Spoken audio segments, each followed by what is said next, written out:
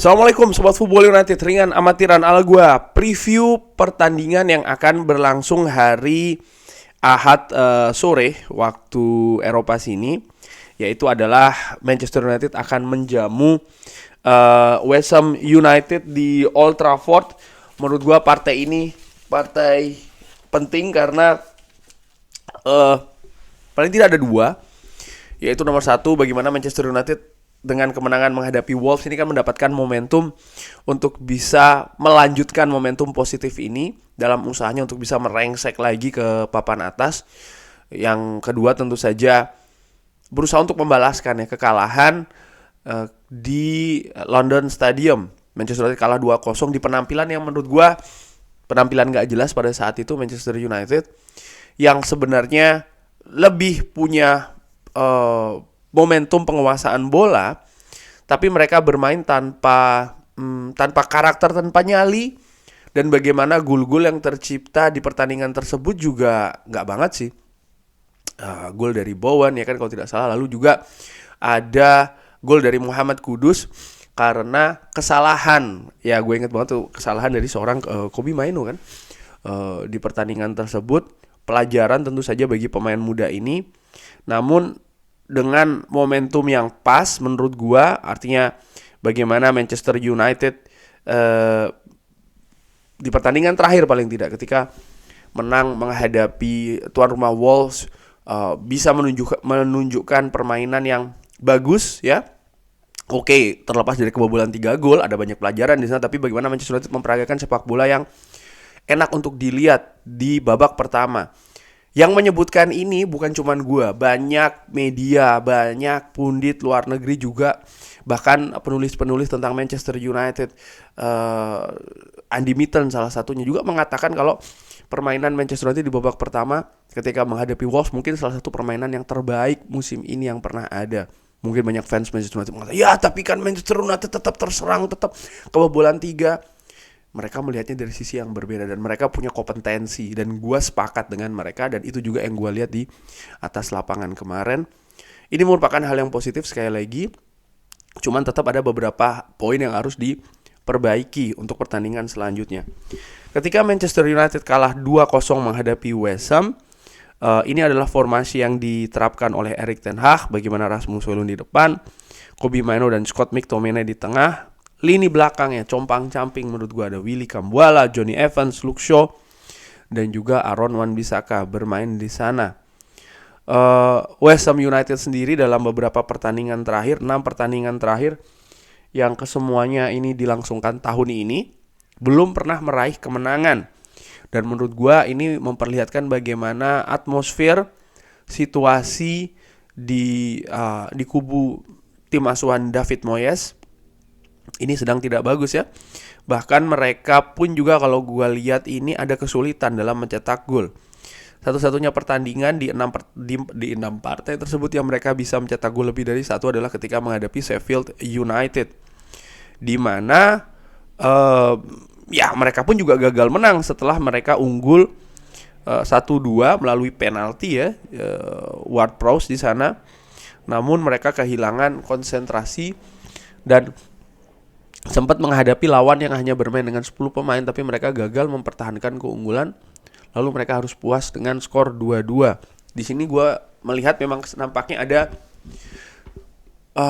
kalau disebut krisis mungkin agak berlebihan, tapi mungkin ya krisis kecil lah di West Ham, terutama di tahun 2024 ini. Dan menurut gue bermain di Old Trafford, Manchester United sedang dalam momentum yang bagus. Ini adalah pertandingan Manchester United di tahun 2024, belum pernah menderita kekalahan.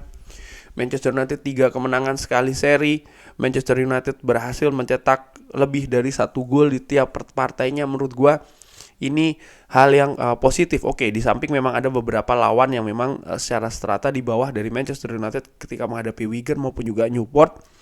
Tapi secara overall gua lihat Manchester United butuh hasil-hasil positif. Mau lawan siapapun itu butuh hasil-hasil positif. Karena sebelumnya, terutama di tahun lalu ya, Manchester United ini gak jelas. Mungkin kesimpulannya seperti itu ya. Tidak jelas hasil dan juga permainannya, tidak konsisten. Sempat ada beberapa periode bermain bagus tapi tidak bisa secara konsisten diteruskan.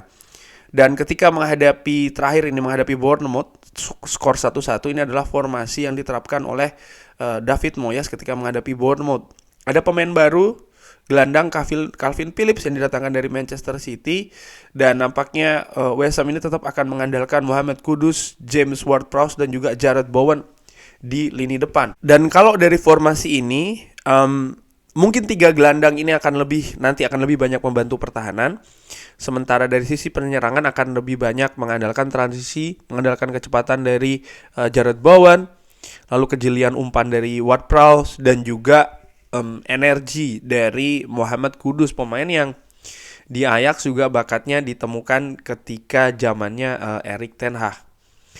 Nah, Manchester United sekali lagi harus memanfaatkan situasi ini kalau mereka tetap ingin bisa berbicara lebih jauh ya di Premier League, terutama untuk persaingan melengsek ke zona Eropa. Ini adalah penampilan Calvin Phillips yang menurut gue juga akan diturunkan ketika Manchester United nanti mereka lawan di Old Trafford. Bagaimana daya jelajah dari Calvin Phillips ataupun juga daerah operasinya lebih di tengah. Dan menurut gue Manchester United punya kapasitas untuk menyulitkan lini tengah West Ham, agak belibet. Ada Kobbie Mainoo yang bisa dimainkan di sana, dan juga Bruno Fernandes pastinya. Mereka akan banyak nanti mungkin berduel dengan Thomas Soucek, dengan Edson Alvarez juga ya. Mereka harus siap bermain fisik karena West Ham sering sekali juga mengandalkan permainan fisik. Mereka harus siap dengan benturan-benturan. Apakah Scott McTominay yang punya keunggulan juga permainan duel-duel seperti itu akan diturunkan, merupakan salah satu kemungkinan. Tapi kalau gue perkirakan Manchester United akan menurunkan formasi seperti ini karena nampak Erik ten Hag ingin membuat sebuah yang sering disebutkannya rutinitas, artinya tidak terlalu banyak berganti dulu, pakem yang jelas karena di paruh awal terlalu sering gonta-ganti dengan alasan pemain cedera, absen dan lain-lain. Di musim ini nampak Erik ten Hag ingin membangun kerangka yang jelas dulu, permainan yang pakemnya tidak banyak berubah ya. Dan hanya semacam kayak penyesuaian saja nanti yang terjadi di atas lapangan seperti apa dengan melakukan beberapa pergantian. Dan kalau gue lihat dari pertandingan terakhir, nampaknya Erik ten Hag akan menurunkan pasukan yang sama.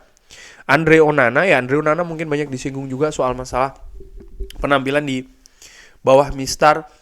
Ya gue lihat juga ada beberapa hal mungkin dia tidak bagus. Di sisi lain juga gue lebih menyoroti bagaimana proses. Banyak yang mengatakan, ya abang pembela dari Andre Onana.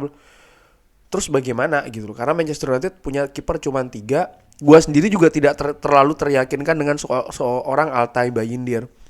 Melihat bagaimana dia tampil ketika menghadapi Newport ya. Bukan cuma soal masalah penyelamatan, tapi juga bagaimana distribusi bola, permainan yang nampaknya juga ingin diterapkan oleh Erik ten Hag dari belakang ketika build up. Berandai-andai soal masalah David De Gea menurut gue hanya imajinasi saja. Gue sudah pernah mengatakan bahkan dari awal ya bahwa sebenarnya gue inginnya pergantian penjaga gawang itu secara mulus, secara halus. Artinya David De Gea tetap ada dan penjaga gawang yang akan diproyeksikan sebagai penjaga gawang utama selanjutnya juga hadir. Jadi ada transisi yang lebih halus, katakanlah demikian. Tapi nampaknya itu tidak bisa terjadi karena satu dan lain hal ya. Alasannya sudah jelas kenapa. Dan ini yang gue takutkan sebenarnya, karena dari pengalaman gue menjadi fans Manchester United, transisi penjaga gawang ya, itu tidak mudah dilakukan. Sering sekali ada masalah di sana. Namun kalau gue lihat juga dari angka statistik, contohnya Andre Onana, dia tidak dalam level yang buruk. Artinya dari angka penyelamatan, dari angka akurasi umpan, dari angka reaksi. Cuman ada beberapa momentum dia kurang konsentrasi. Dan ini jelas harus diperbaiki. Dia punya momentum-momentum yang positif di tim sebelumnya, ketika bermain di Ajax, ketika bermain di Inter Milan. Pertanyaannya adalah bagaimana bisa dihadirkan hal tersebut di Manchester United.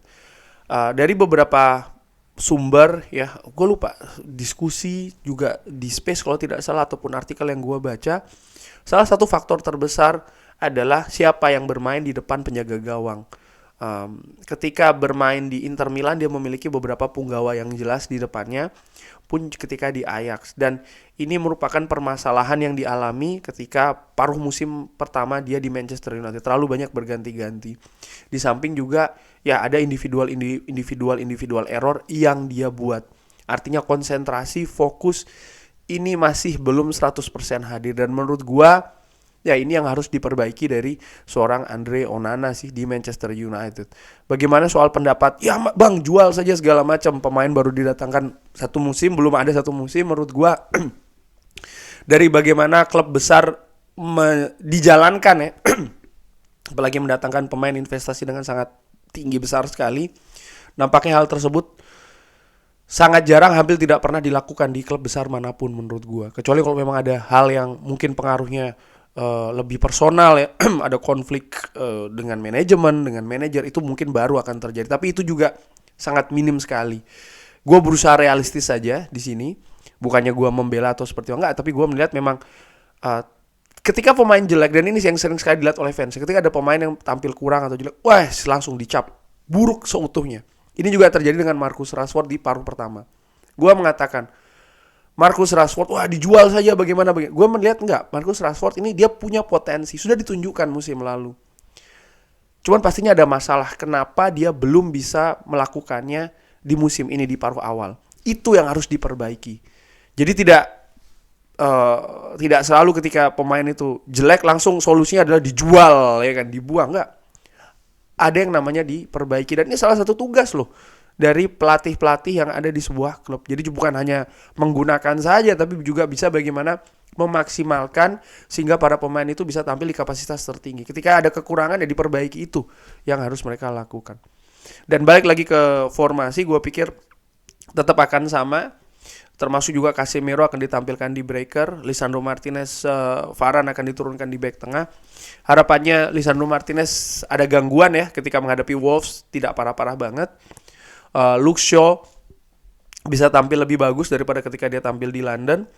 Dan di sektor penyerang, Højlund bisa mendapatkan banyak kontribusi, distribusi bola juga dari sayap, dan itu sudah ditunjukkan ketika menghadapi Wolves. Pemain lebih aware ya, ada Rasmus Højlund, diberikan umpan, tinggal bagaimana komunikasi dan juga semacam kayak apa ya, mungkin kerjasama lah ya, sinergi, itu yang gue cari, sinergi di atas lapangan. Artinya kadang tidak mesti dengan komunikasi, kadang mungkin dengan ya harus diciptakan lah sinergi itu di atas lapangan. Bagaimana Rashford dan juga Rasmus Højlund di gol pertama Marcus Rashford, hal yang gue sukai di sana. Lalu juga bagaimana golnya Rasmus Højlund sendiri, jelas ada kerja tim untuk menyediakan bola kepada Rasmus Højlund, dan menurut gue Rasmus Højlund juga ketika disediakan dia harus tampil tajam. Harapannya tentu saja Manchester United bisa menang, Sobat Football United. Penting untuk terus menjaga momentum positif ini, meraih terus kemenangan ya, karena dengan kemenangan selain poin bisa didapatkan, juga atmosfer yang positif itu bisa semakin tebal hadir di skuad Manchester United saat ini. Kurang lebih demikian. Bagaimana menurut Sobat Football United? Ada perkiraan skor, perkiraan formasi, bisa drop di kolom komen. Terima kasih sudah menyaksikan. Jangan lupa like, subscribe. Wassalamualaikum warahmatullahi wabarakatuh. Thank you.